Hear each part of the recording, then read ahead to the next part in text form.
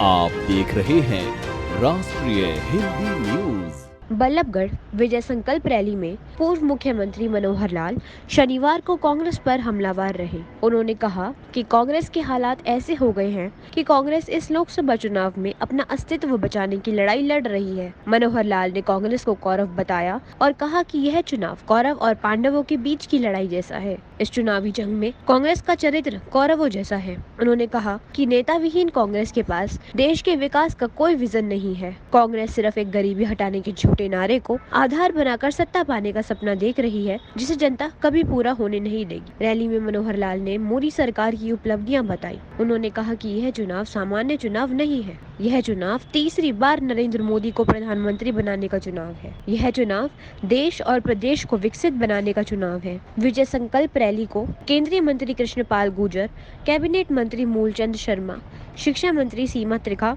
आदि ने भी संबोधित किया।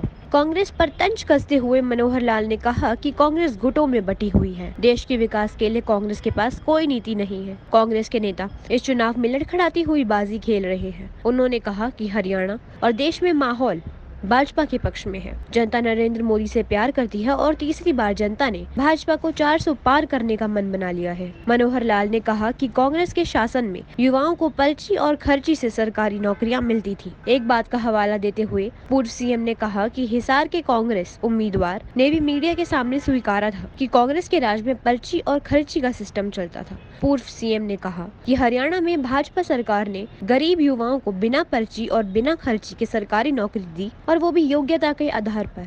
मनोहर लाल ने कहा कि कांग्रेस चुनाव में यह भ्रम पैदा कर देती है। उन्होंने कहा कि कांग्रेस वो पार्टी है जिसने कभी संविधान का सम्मान नहीं किया। उन्होंने कहा कि भाजपा ने तो संविधान निर्माता डॉक्टर अंबेडकर का सम्मान भी किया और उनके 5 स्थानों को पंच तीर्थ के रूप में विकसित भी किया।